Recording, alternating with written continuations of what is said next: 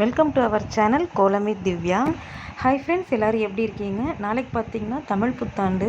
உங்கள் அனைவருக்கும் இனிய தமிழ் புத்தாண்டு நல்வாழ்த்துக்கள். வீடியோக்குள்ளே போகிறதுக்கு முன்னாடி நம்மளோட சேனலை மறக்காமல் சப்ஸ்கிரைப் பண்ணிவிட்டு பெல் ஐக்கானை கிளிக் பண்ணி வச்சுக்கோங்க. அப்படியே ஹைப் ஆப்ஷனும் எனக்காக கொஞ்சம் கிளிக் பண்ணி விட்டுருங்க. இந்த கோலத்துக்கான புள்ளி பார்த்தீங்கன்னா 9 புள்ளி நேர் புள்ளி 1ல் நிறுத்திக்கணும். இப்போது 4 பக்கமும் இந்த மாதிரி போட்டு வச்சுக்கோங்க. அதாவது கிராஸாக 2 புள்ளிக்கு ஸ்ட்ரைட் லைன் போட்டு அப்படியே சுழிச்சு அந்த மாதிரி போட்டுக்கணும். பார்த்தாலே உங்களுக்கு புரியும், ஈஸி மெத்தட் தான். இப்போது இது எல்லாத்தையும் அப்படியே ஆப்போசிட்டாக ஜாயின் பண்ணிவிடுங்க. ஸ்ட்ரைட் லைன் போட்டு கணக்குக்கு பார்த்திங்கன்னா 4 புள்ளி இருக்கும்.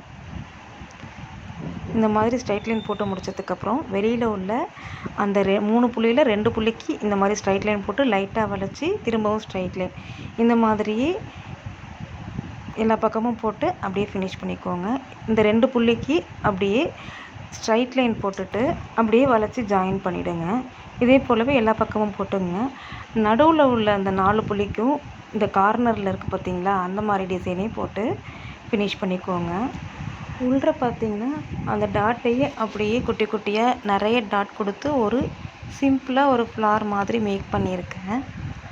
ரொம்பவே ஈஸியான ஸ்டெப்ஸ் தான் இந்த கோலம். இந்த குட்டி குட்டி பாக்ஸுக்கு புள்ளி இல்லாமல் இருக்கிறதுக்கு இந்த மாதிரி நான் ஒரு ரெட் கலரில் புள்ளி கொடுத்துருக்கேன். அதுக்கப்புறம் 4 பக்கம் பார்டருக்கு நம்ம இந்த மாதிரி போட்டுக்கலாம். இதுக்கு 5 புள்ளி இடம் கொஞ்சம் அதிகமாக இருக்குங்கிறதுனால இந்த பக்கம் 6 புள்ளி வச்சுருக்கேன். 6 புள்ளி வச்சுட்டு அப்படியே சிம்பிளாக ஒரு டிசைன் கொடுத்துருக்கேன்.